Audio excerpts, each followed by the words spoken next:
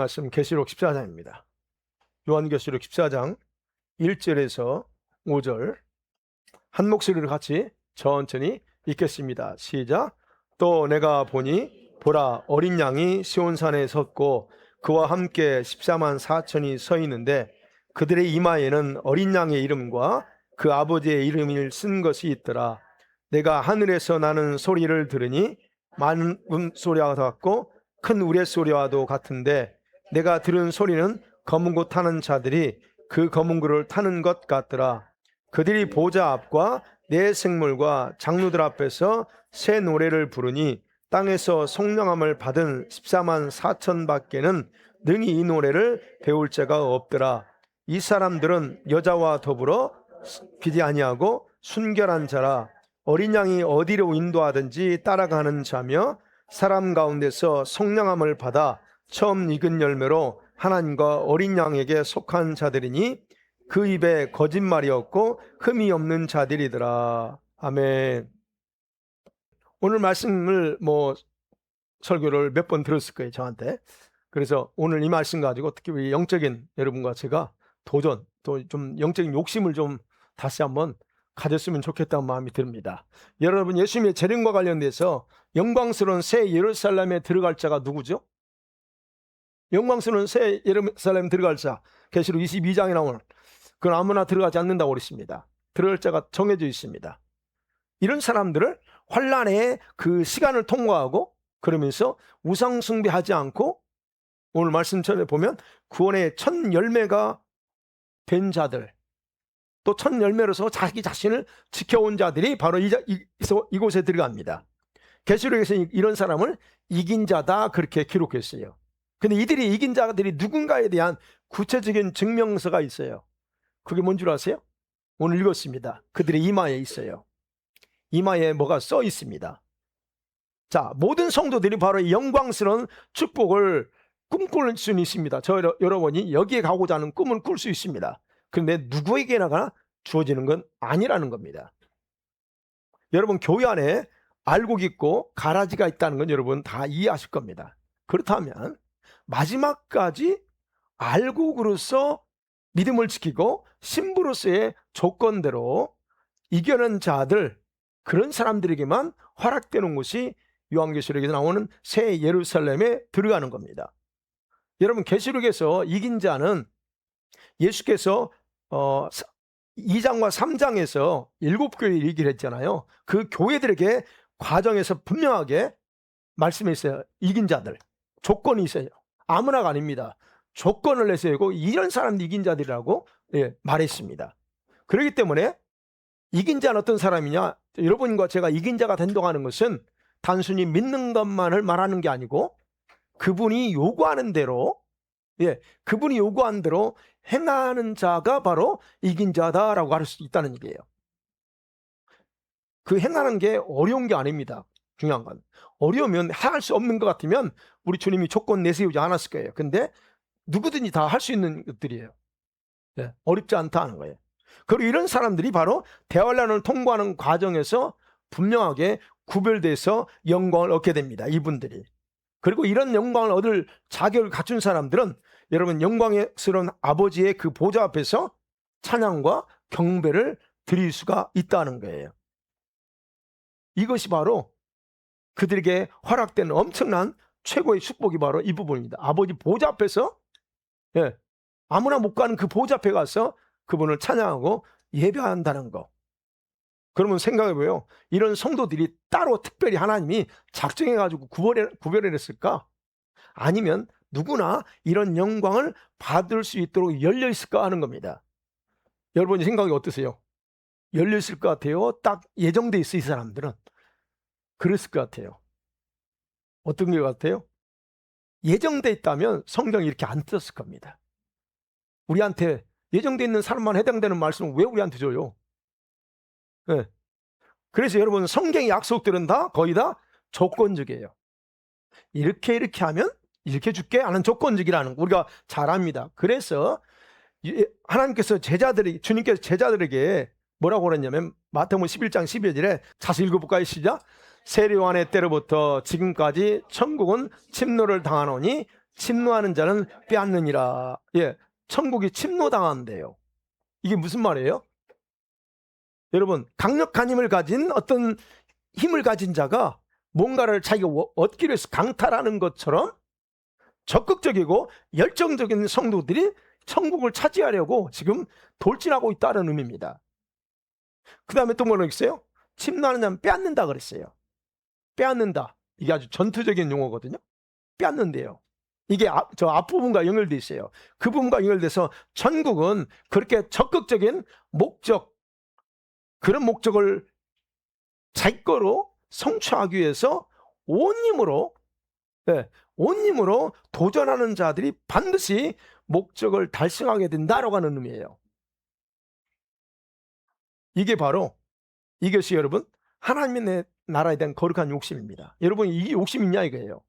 나는 이 천국을 침노할 거야. 우리는 다 천국 갑니다. 근데 생각해봐요. 이 말씀을 상식적으로 생각하지 마세요. 우린 다 천국 가요. 근데 주님 왜 천국을 침노하는 자가 있고 침노하는 자는 빼앗는다고 그래요? 다 가는데 굳이 침노할 필요가 없잖아요. 우리 예수님 다 가는데. 근데 왜 주님은 침노를 당하고 있고 침노하는 자가 그 천국을 쟁취한다 그렇게 했을까하는 거예요. 그런 차원에서 한번 여러분이 생각해 봐야 돼요. 이게 바로 거룩한 욕심을 가진 사람이 필요하다는 겁니다. 그 욕심을 가진 사람들은 결국 원하는 것을 반드시 얻게 된다라고 하는 거예요. 얻게 돼요. 욕심이 없어서 못 얻는 거지. 욕심을 가져보세요. 반드시 주님이 그걸 허락하십니다. 그렇기 때문에 하나님 나라에서의 모든 것은 기본적으로 적극적이고 열정적으로 도전하는 자들을 위해서 열려 있다는 것을 여러분들이 기억해야 될 필요 있습니다. 여러분과 저에게 다 열려 있습니다. 그 차원에서 한번 생각해요. 첫 번째로 생각합니다. 여러분, 천국에는요 정해진 나라가 있고 왕들이 존재한다는 거 여러분 아시나 모르겠어요. 여러분, 계시록에는요 하나님 나라에서 성도 여러분과 저의 위치나 신분과 영광을 나타내는 그런 표현들이 자주 나옵니다. 특별히 계시록에서요. 그리고 이런 위치나 영광은 특별한 성도들을 위해서 미리 정해져 있기보다는 이 땅에서 생활과 그리고 예수 그리스도와의 그런 친밀한 관계의 여부에 의해서 결정된다라고 표현해요. 여러분, 계시록에 숫자가 많이 나왔죠. 여러분, 계시록에서만큼 숫자가 많이 나오는 데는 없습니다. 여러분, 그 계시록에 나타나는 숫자 중에서 지상의 성도들의 최고의 신분을 나타내는 숫자가 뭘까요? 네? 우리 최영철 집사님 100% 어떻게 알았어요? 컨닝한 거 아니죠? 제 설교. 예, 여러분, 지상에서의 성도들의 최고의 신분을 나타내는 중에 14만 4천이에요. 24 아닙니다. 24 장로는 우리가 그 누구도 거기에 접근할 수 없어요. 12도 아닙니다. 12제자 구약의 12지파 거기에도 해당이 안 됩니다. 14만 4천. 이 숫자는 계시록 6장에 보면 순교자들이 있죠. 그 순교자들이 최종 숫자가 14만 4천이고 그 다음에 왕권 신부들의 숫자가 바로 이 14만 4천입니다. 여러분, 제가 이 설교 준비하면서 우리 이 땅에, 이 지상에, 이 지구상에 몇 나라가 존재할까 제가 예전에 200 몇 나라다라고 들었는데 한번 다시 구글 검색해 봤어요. 도대체 이 지상에 몇 나라가 존재하는지 아세요? 약간씩 차이가 있는데 올림픽 개최하는 데서는 이런 할 수 있는 나라 있고, 그런데 보편적으로 237나라가 존재합니다. 이 지구상에. 그렇게 많은 줄 몰랐어요. 그러면 생각해 보세요. 273나라요? 그러면 천국에, 즉 하나님 나라에는 몇 개의 나라가 존재할까요? 답은 나오네. 여러분, 하나님 나라에 존재하는 각 나라의 왕들은 있을까? 없을까요? 자, 하나님 나라에 이 지상 237나라지만 하나님 나라는 14만 4천입니다. 자, 계시록 볼게요. 21장 24절. 처음 듣는 것처럼 하지 마세요. 이거 성경에 있는 얘기예요. 또 뭐 이상한 말 한다 또 가서 또 하지 마시고. 자, 21장 제가 노이로제 걸려. 같이 21장 24절 볼게요. 시작. 만국이 그 빛 가운데 그리로 들어가리라. 지금 저기 어디예요? 요한계시록 21장 예루살렘 성이에요. 근데 거기서 표현합니다. 만국. 제가 요한계시록을 연구하고 해석하면서 걸려 넘어졌던 게 이 부분이에요. 만국. 아니 천국에서도 이 땅에서처럼 나라가 있어? 그러니까 많은 나라가 있어? 그 다음에 뭐라 했어? 땅의 왕들? 아니 땅은 여기인데 무슨 또 천국에 땅이 있어? 거기 왕들이 있어. 이게 해석이 안 되니까 계시록에서. 그래서 천년왕국 없어 나는. 이렇게 이제 해석했던 거죠. 근데 상세하게 이제 주님이 열어주셔서 볼 때 보니까 아니야. 저 만국이라고 하는 것은 이 땅에 있는 나라를 말하는 게 아니고 저 땅의 왕들도 여기 있는 나라들이 아니고 하는 나라에 있는 왕들이에요. 헬라어에서 여기서 헬라어에서 만국이라는데 에드노스라고 하는 단어입니다. 에드노스. 나라들이라는 뜻이에요. 나라들 또는 민족들. 하나가 단수가 아니에요. 복수예요. 그러면 하나님 나라에는 지상과는 다른 나라들이 별도로 존재한다는 것을 알 수 있습니다. 아니 오해하지 마세요. 요한계시록 21장 22장은 예루살렘 성 얘기하는 거예요. 지금 영원한 천국 천국에서의. 근데 거기에 만국이 있어. 나라들이 있다는 얘기예요. 그리고 그 땅들이 있다. 그러면 그 땅이 어디냐는 거예요. 천국은 뭘로 만들어졌어요? 우리처럼 여기와 다른 차원의 흙으로 만들어졌어요. 거기서 그래서 꽃도 심고 농사도 짓고 다 할 거예요. 처음 듣는 거죠? 천국 가면 여러분 뭐 하시려고요? 여러분 각자 집이 다 있죠? 그렇죠? 그 집에서 뭐 하면서 살아요? 맨날 빈둥빈둥 놀 거예요? 아니요. 여러분 가서 예배드려야 되지만 여러분이 지상에서처럼 동일하게 거기서 여러분이 좋아하는 거. 우리 어디서 뭐 이경수님 거기 가면 낚시도 하고, 아니 낚시도 거기 우리 예준이랑 가서 낚시하고 거기 다 있어요. 그러면 여러분 그 땅의 왕들이라는 게 그거예요. 그러니까 기본적으로 하나님 나라는 나라들이 있다. 근데 이걸요 여기만 있으면 제가 또 여러분이 아이 목사님 계시록을 또 내 마음대로 해석 안 해 그럴 수 있어요. 근데 누가복음 19장 11절에서 27절에 예수님께서 문화 비유라는 비유를 해요. 달란트 비유와 같은 문화 비유를 해요. 그러면서 달란트가 비싼 내용이에요. 근데 그 주인이 종들에게 한 문화씩 다 맡겨주잖아요. 한 문화씩 맡겼어요. 근데 그 한 문화를 받은 종이 몇 개를 남겨요? 정말 10문화를 남겨왔어.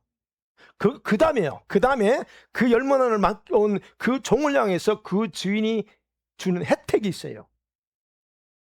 무슨 말씀인지 감이 오시죠? 19장 누가복음 19장 17절에 볼게요. 시작.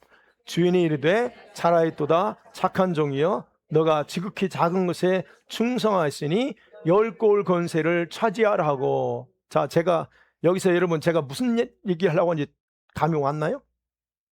뭐예요? 10골. 아니 도대체 텐실이라고 그러는데 영어로는 10골이에요. 그럼 이 종이 가서 뭘 10골을 한다는 얘기예요?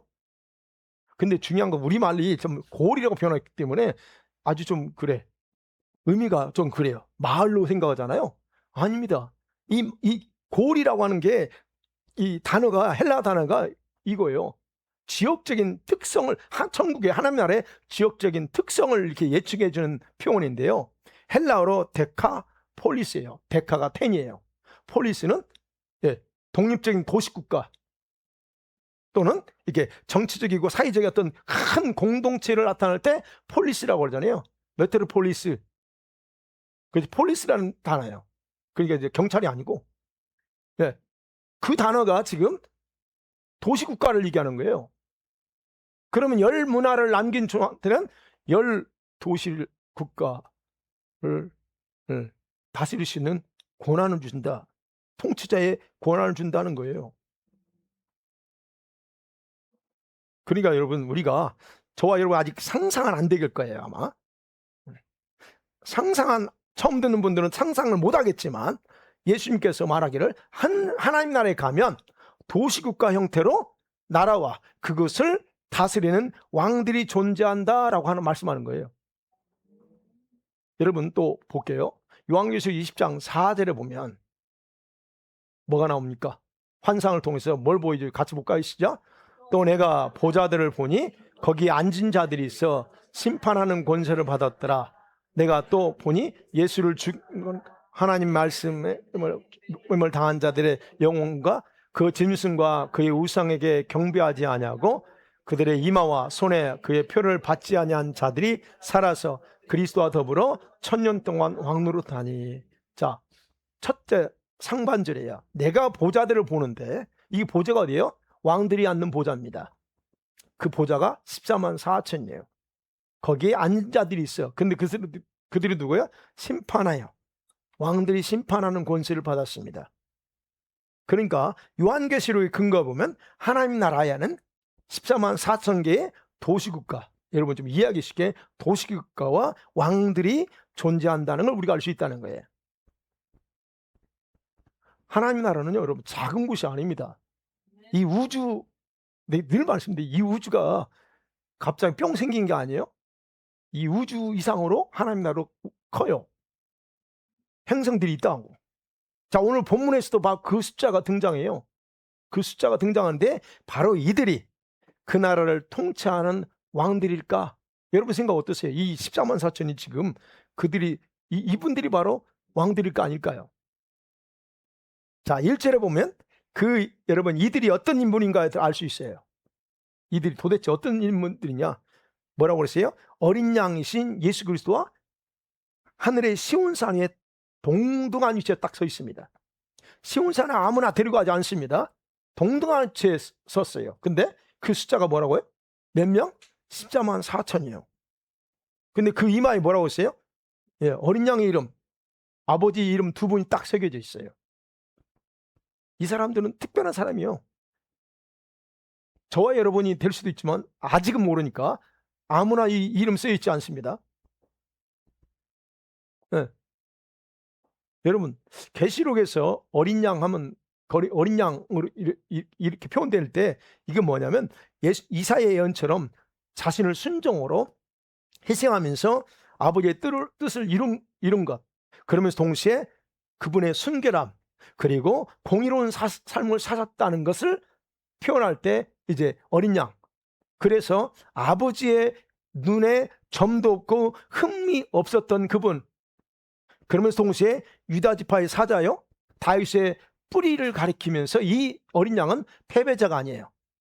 지상에서는 죽임을 당한 거지만 패배자가 아니고 이제 승리자의 삶을 사셨던 분을 가리키는 것이 바로 어린 양이라는 표현입니다.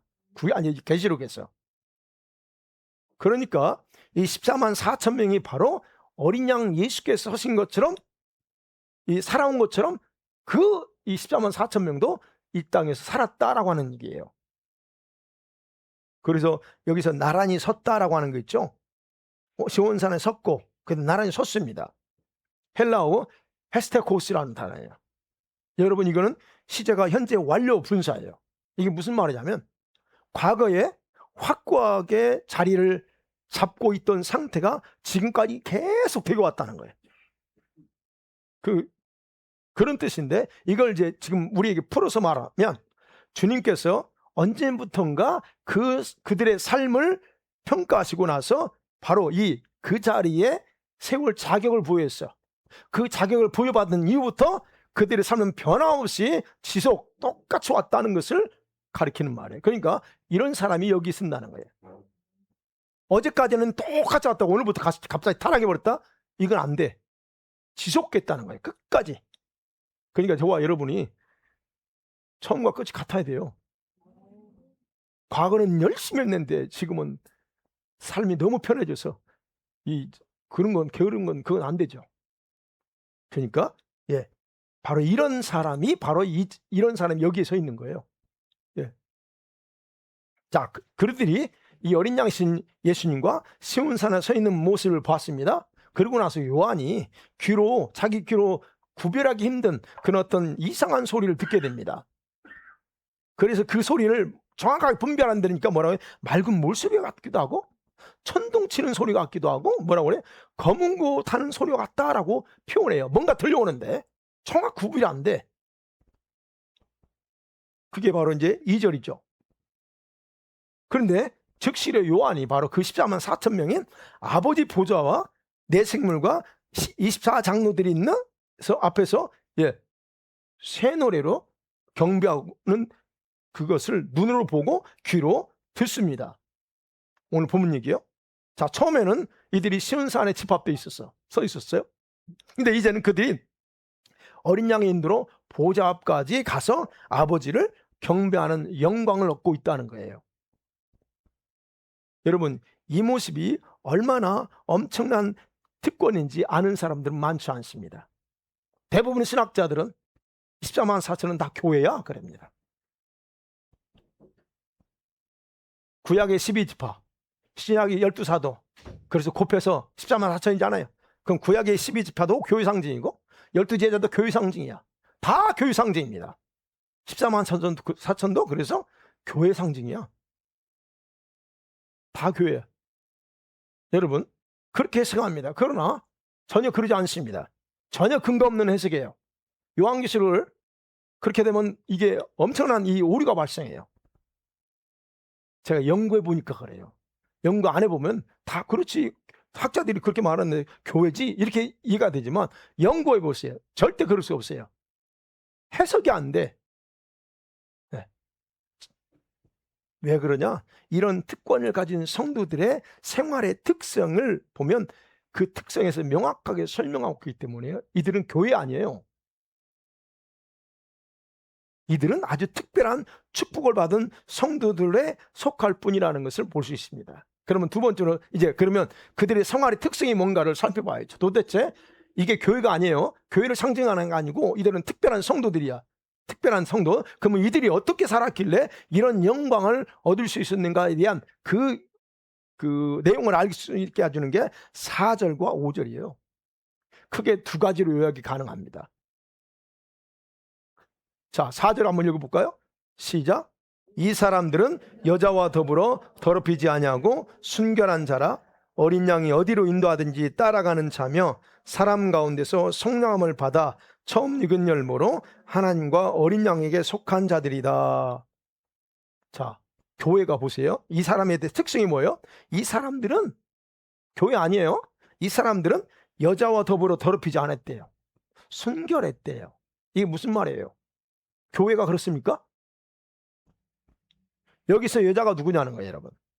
여러분, 계시록에는요 두 종류의 여자가 나옵니다. 네. 헬라 말로요 귀네라고 하는 단어예요. 근데 이 여자예요. 근데 두 종류예요. 계시록 12장에 보면 남자 아이를 낳은 여자가 등장합니다. 그 다음에 계시록 17장에 보면 큰 음녀가 등장해요. 여자예요. 거기도 여자입니다. 자, 그 같은 단어를 사용했는데 육체를 가진 여자를 말하는 게 아니에요. 여기서 지금. 그죠? 아니 그러면 여기서 여자를 더 결혼하지 말아야 된다는 얘기잖아요. 그러면 여자들만 해당되는 거예요? 그거 아니잖아요. 그러니까 육체를 가진 그걸 말하는 게 아니고 상징적인 의미로서의 여기서는 여자를 말하는 거예요. 그렇다면 본문에서 이 여자는 성도들이 멀리 했어야 될 어떤 대상이라는 것을 우리가 짐작할 수 있다는 거예요. 그렇다 보면 이 여자는 누구예요? 계시록 17장에서 나온 큰 음녀예요. 세상의 음녀가 바로 여기서 말한 여자와 더불어 더럽히지 않았다는 거예요.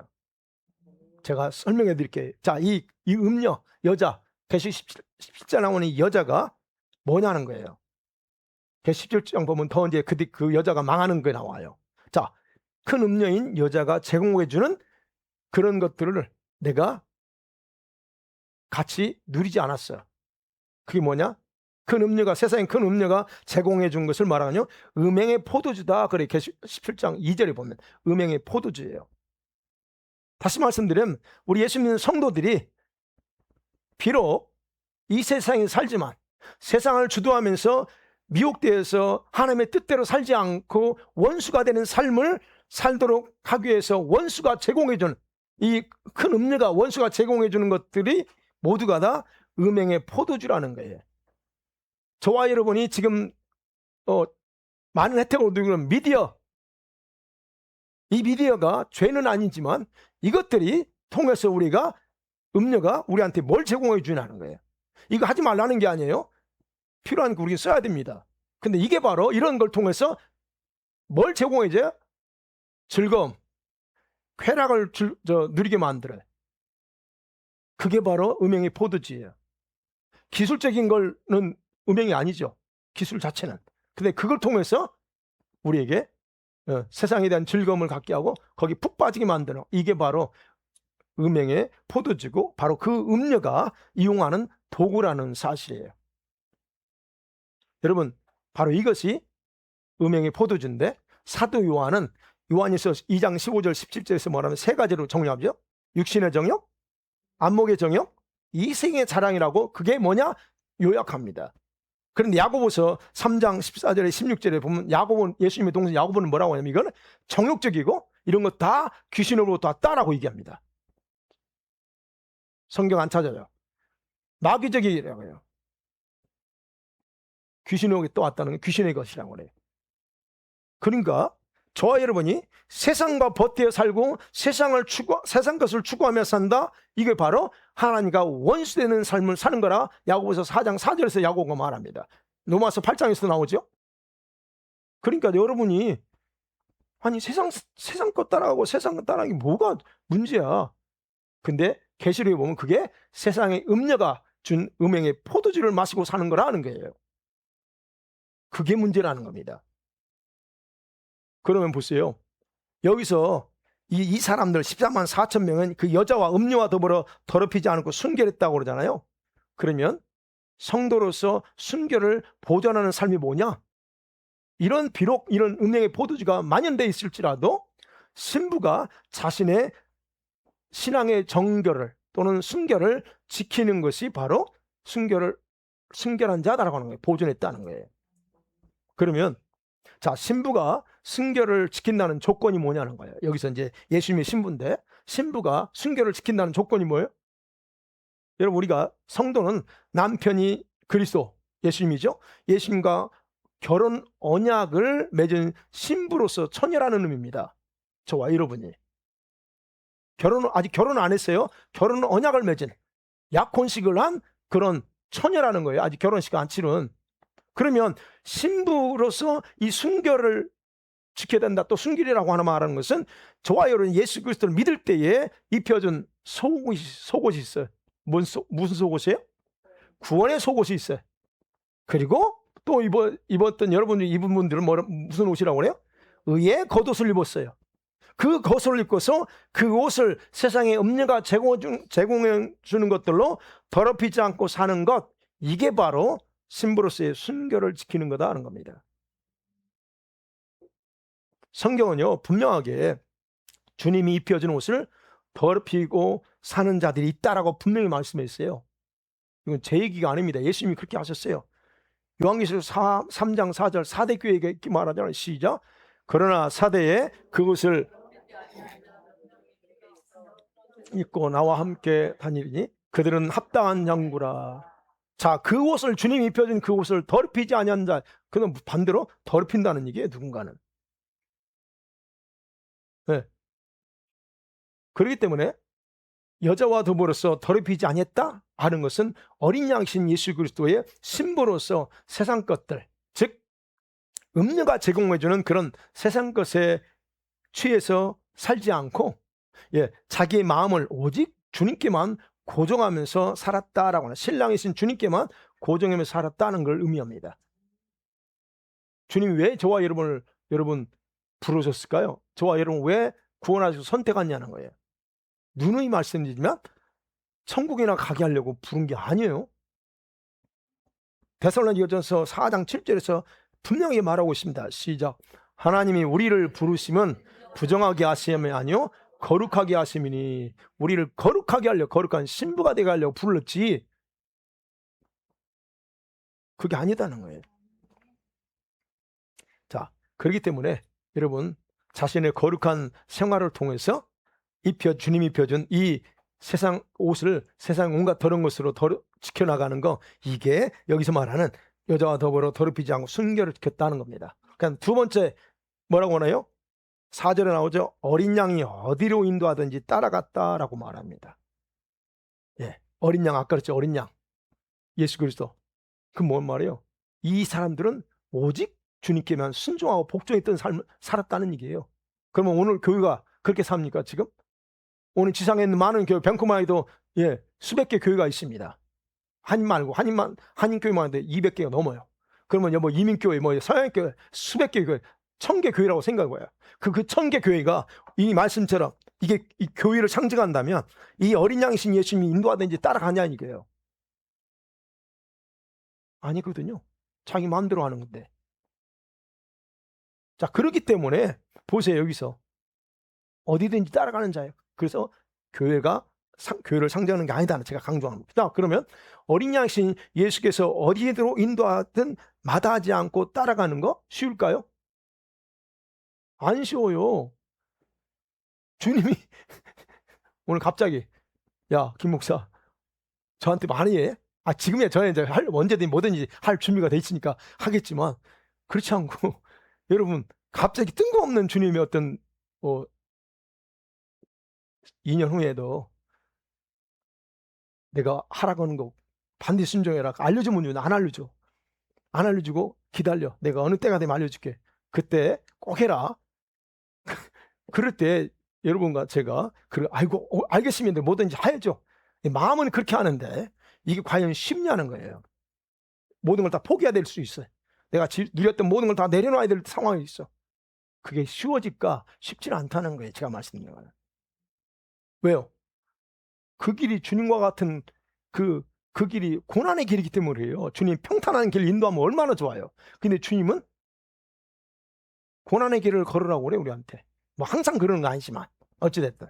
자, 그런데 봐요. 이들이 그런 고난에 집중하는 대신에 주님과의 관계를 더 중시했다는 겁니다. 그리고 주님께서 신실하다는 것을, 주님은 페이스풀에 신실하다는 걸 뼛속까지 인식하고 있었다고 봐야 되는 거예요, 이 사람들은. 왜? 그러니까 신실하신 분이니까 나를 죽이지는 않을 거다, 나를 망하게 하지 않을 거다. 그러니까 뭘 시키든 예스, 알겠습니다, 주님이 원하시는 하죠 라고 어디든 인도하든 뭘 명령하든 따랐고 순종했다라는 말이에요. 그거 주님의 신실함이 안 느껴지는데 어떻게 갑니까?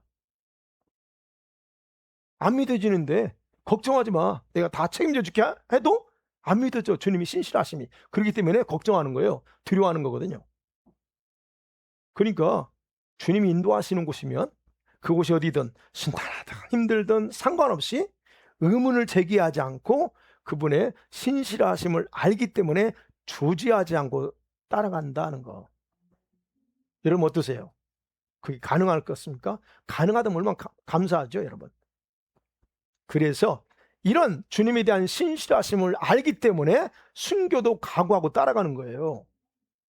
그래서 여러분 주님에 대한 주님이 진짜 신실하다는 것을 진짜 뼛속까지 믿고 있는가 점검해 보세요. 말로만이 아니에요, 여러분. 저는 자, 이런 속성을 가진 성도들을 신부라고 표현하기도 하지만 바로 오늘 보면 훈련된 주님의 군대라고 부르기도 합니다. 여러분 보세요. 여기서 순종이거든요. 절대 복종만을 생명으로 여기는 곳이 어디입니까? 군대밖에 없어요. 그러니까 이런 분들은 지금 군대와 같아요. 훈련됐어. 이런 군사들은 그냥 군대에 입대했다고 해서 되는 게 아니죠. 철저한 고된 훈련, 연습을 통해서 만들어진 거예요. 여러분과 제가 처음부터 순종이 그냥 쉬워졌으면 얼마나 좋아요. 근데 그게 안 되잖아요. 그러니까 훈련에 고난의 과정 거치면서 그냥 순종하잖아요. 그러니까 이런 거는 처음부터 되지 않아. 그래서 군대는 이 정도의 군대는 훈련 없이 명령 따라서 순종하며 가는 게 쉽지 않기 때문에 바로 이런 사람들은 군대처럼 준비된 사람이다라는 걸 우리가 여기서 볼 수 있다는 거예요. 여러분 그잖아요. 자기 형편 따지고 환경이 좀 너무 힘들어요. 의견 내세우면서 충성하는 거 쉬울까요? 툭하면 내 머리에서 나오는데 주님 잠깐만요. 이거는 좀 아닌 것 같아요. 우리가 이렇게 갈 건데 그게 쉽냐 이거예요. 아니다는 거예요. 그래서 보세요. 여러분이 훈련된 병사인지 아닌지 아는 건 뭘 보면 알아요? 지극히 작은 것에 여러분이 순종하느냐 아니면 머뭇거리면서 이유와 조건을 내세우는가에 대한 태도에서 그대로 나와요. 어떠세요 여러분? 그렇기 때문에 철저한 순종 훈련이 된 상태에서 그리스도를 따라갈 수 있지만 그 반대일 경우에는 엄청난 착각 속에서 스스로를 속여. 어떤 거는 순종하고 어떤 건 안 하면서도 주님 내가 그래도 한 80%는 순종하잖아요. 이걸 내세운다고. 근데 주님은 그거 순종하냐? 100%지 그러잖아요 말이에요. 자, 그런 미션에서 바로 이들이 이런 사람들이에요. 저와 여러분이 해당됩니까? 안 돼요 아직. 저도 안 됩니다 여기. 우리가 정확하게 보셔야 돼요. 여러분 여기 해당되냐고. 안 되죠. 그래서 우리가 주님 막 몸부림치면서 내가 이제 나 자신을 복종시키면서 이렇게 가려고 하는 거예요 지금. 그런 부분에서 저와 여러분은 이 마지막 때에 여러분 다 용사로 준비돼야 됩니다. 이렇게 준비된 자들이 사람들 사이에서 여기 나오죠. 4절 하반절에 사람들 가운데서 속량함을 받아서 처음 익은 열매로 하나님과 어린 양에게 속한 자들이다 그래요. 이걸 해석도 이제 신학자들은 다 우리 모두가 구원의 첫 열매야. 그러니까 우리가 이게 바로 교회지. 여러분 보세요. 정확한 걸 보셔야 돼요. 그들의 입에 그 다음에 뭐라고 나와요? 5절 말씀을 빼먹어. 5절 뭐라고 그랬어요? 그들의 입에서 거짓말이 없고 흠이 없는 사람들이요. 이 사람들이 특징이. 여러분 무슨 말이에요? 그 사람들 입에서 나오는 말 속에 거짓이 섞인 위선이 전혀 없었다는 거예요. 위선적이지 않았다는 거예요. 저와 여러분 얼마나 위선적입니까? 솔직히 너무 위선적이죠 우리가. 자, 여기서 말한 거짓, 그죠? 그 입에는 거짓말이 없어. 이 말 일반적인 거짓말이 아닙니다. 우리가 선의 거짓말도 하고 하얀 거짓말도 이렇게 얘기하잖아요. 대부분 안 하지만 때로는 하얀 거짓말이라고 하잖아요. 근데 여기서 거짓말 그런 거짓말이 아니고요. 여러분 믿음의 거짓된 말과 행동이에요. 말은 믿는다 하면서 행동은 거짓으로 하고 요거예요. 이게 거짓이에요. 즉 속과 겉이 다른 위선을 말하는 겁니다. 그러니까 여러분이 믿는다고 있으면 속도 믿어야 돼요. 근데 이게 달라. 이게 거짓이에요. 앞에서는 그럴듯하게 하는데 뒤에서는 호박 간다고 하죠. 이게 거짓이에요. 자기 마음이 주님 중심으로 온전하게 서 있으면 여러분 타협이라고 하는 말과 행동은 절대 안 나옵니다. 위선이 여러분 거짓이라고 하는 이 위선이 어제 타협은 바로 거짓의 뿌리예요. 거기서 나와요. 왜 타협해요? 내가 속이 거짓이 없다면 왜 타협합니까? 환경이 이러니까 뭐가 조건이 이러니까 어쩔 수 없어요 목사님. 인정해요 여러분. 제가 여러분 다 뭐 해도 저는 그거에서 여러분 뭐라고 하지 않습니다. 인정을 해요. 이해합니다. 근데 중요한 것은 그게 바로 위선이고 거짓이에요. 타협이요. 주님을 향한 믿음? 그 마음을 지키기 위해서 어떤 것과도 타협하지 않는 그런 확고한 모습이 거짓이 없는 거예요. 하나님은요 세상과 타협하고 환경과 타협하는 것을 믿음이라고 절대 인정하지 않습니다. 담임 목사님 저는 그래도 믿음이라고 인정합니다. 여러분. 어쩔 수 없지 뭐. 그렇지만 주님은 믿음이라고 인정 안 해요. 정확히 보셔야 영계에서는 흙과 갭이 명확합니다. 흑색지에다가 그레이존이 없어요. 아시잖아요. 흙 아니면 백이에요. 근데 우리는 장중한 가운데 있으면서 나는 이게 없어요. 그래서 얘기하는 거예요. 그거 믿음으로 주님 인정 안 해요. 그거 가지고 주님 기뻐할 것 같아요? 아니라는 거예요. 그래서 그런 사람을 절대 의롭다 너는 의로운 사람이라고 말하지 않아요. 그래서 우리가 조금 안에 우리 아이들도 지금 어리기 때문에 그런 부분에 대해서 신경을 안 쓸 수 있지만 너희들이 지금부터 너희들은 하나님 앞에서 정직해야 돼. 말과 행동이 속이 다르면 안 돼. 타협하지 마. 어떤 상황에서 절대 타협하는 것 단호하게 거부해야 돼. 그런 면에서 제가 이런 스타일이라고 그러다 보니 여러분들이 다 그런 분들만 모였어요. 그래서 제가 야 이거 교회는 저 담임 목사 비슷한 유형이 모인다 하는 게 그런 것 같아. 영이 그렇게 흘러가는 것 같아. 자, 여러분 그래서 주님은요 우리보다 더 심각한 그런 분들 볼 때 심각한 우려, 안타까움 속에서 그런 성도도 바라보고 교회도 바라보고 계시는 거예요. 이런 상태가 아주 안전하다고 믿고 바꿀 생각을 하지 않기 때문에 주님은 안타까운 거예요. 그 바꿔야 되는데 바꿀 생각을 안 해. 자, 이런 타협의 본능이 여러분에게 있다. 그 영적 상태를 그대로 반영해 주는 겁니다. 지금.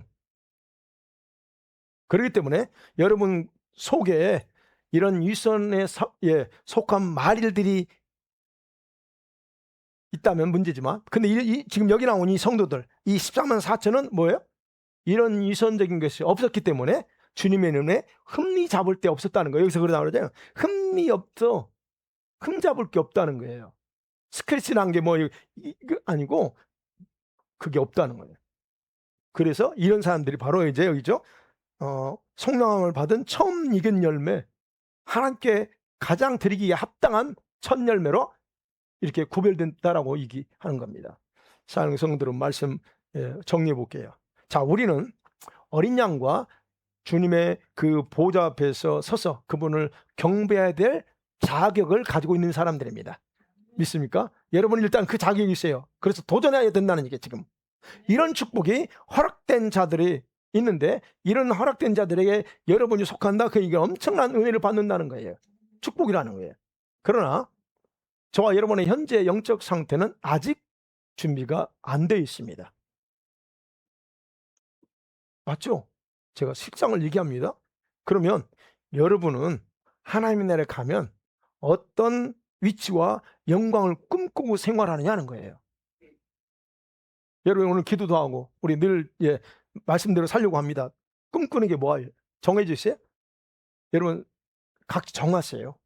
나는 이렇게 살지만 내가 어디를 가야지, 어떤 위치에 그런 걸 꿈꾸는 거예요. 아니면 그냥 단순히 천국에만 가도 감사해 그렇게 살 건가? 아니면 무관심하게 그냥 아무런 생각 없이 교회 다니는 사람 있거든요. 아무 생각 없어요. 그냥 교회만 오는 거지. 이런 분들 안 계시죠? 다 기어요? 대답을 하는 것 보니 다 그네. 속으로만 아멘하면 전 못 듣습니다. 예, 여러분 하나님 나라에 들어가는 것에 대한 소망을 가지고 사셔야 돼요. 그대로나 이건 우린 다 가요. 그런 소망은 필요하지만 다 가니까 괜찮아요. 그러나 그 소망이 여러분을 영광스럽게 만들지는 못한다는 거예요. 천국은 갈 수 있어요. 제가 보장합니다. 예언합니다. 여러분 다 천국 갑니다. 예수님 믿으니까 보장합니다. 자, 그런데 우리가 얘기하는 거예요. 그 소망 필요하지만 그 소망은 여러분을 오히려 더 초라하게 만들어 버릴 수도 있어요.